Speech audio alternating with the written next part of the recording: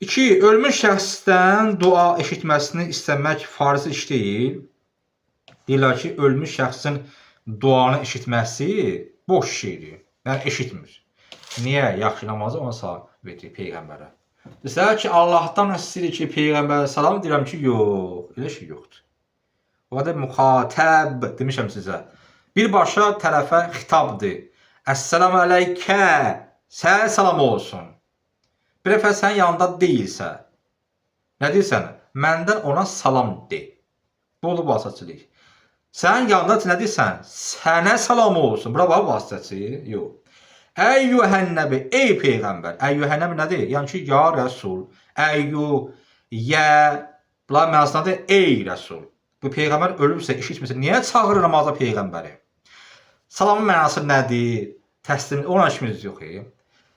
Əssəlamu əleykə, sənə. Deyirlər ki, Allahdan deyir ki, yox. Demir Allah məndən ona salam göndər namazı. Deyir ki, yox. Sənə salam olsun. Öyle eşitmirsə, xeyri yoxsa niyə çağırır? Əyyuhən nəbi, ey Peyğəmbər, eşitmirsə, duymursa, nə bilim, bilmirsə, niyə salam deyirsən birbaşa Peyğəmbərə? Və niyə onu çağırırsan? Ölü çağırmaq şişdirsə, onda hamı müsəlmana şiş çağırır. Müşrikdir. Çünki hamı namazda Peyğəmbər səslidir. Əyyuhən nəbi ya Rəsul deməkdir. Əyyuhən nəbi ya Muhammed deməkdir sallallahu. Bunda hamı müşrikdir.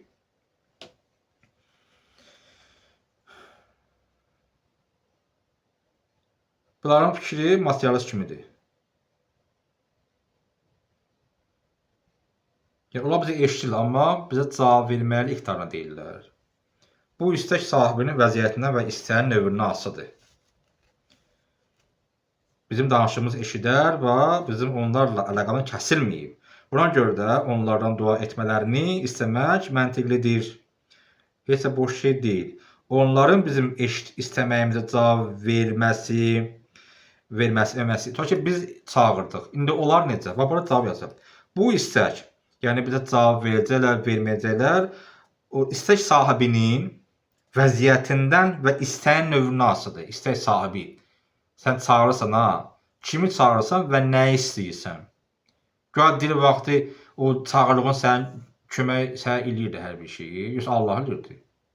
Demişəm, ox məsələsi, əsa məsələsi. Allah eləyirsə, onlar eləyirlər, Allah eləyirlər. Yəni dil vaxtı olmaqlı bir şey qadir olmaq deməkdir.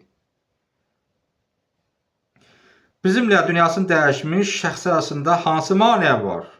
Quran ayəsi var. Və onların qarşısında qiyamət günündə kimi maneə vardır? Bu maneə nədir? Bərzəx və min vəraihim bərzəxun ilə yevmi yub'asun. Be'sət, yəni o qiyamət gününə qədər, bax dünya qiyamət günü. Deyir insan ölür. Qiyamət gününə qədər onların qarşısında bir maneə var. Bu da bərzəx. Buranın cənnət cəhənnəm var. Burada qalırlar. Lakin bu maneə dünyada köçənlərin yenidən dünya həyatına qayıtmasına aiddir. Onlar qalağı saxlanmasına yox. Bu maneə deməli, nəinki bura qalacaqlar. O mənada deyil. Bizi eşitmələri üçün eşitirlər bizi. Ailə ərəbəsində işləmiş bərzəx sözü lüğəti mənası yəni ki, maneə, ara kəsmə deməkdir. Lakin bu maneə, yəni bərzəx, dünyadan köçənlərin yenidən dünya həyatına qayıtmasına aiddir. Onlarla əlaqə saxlanmasına yox. Bizim bu dediklərimizin dəyəri bax bu ayədir. Necə yəni?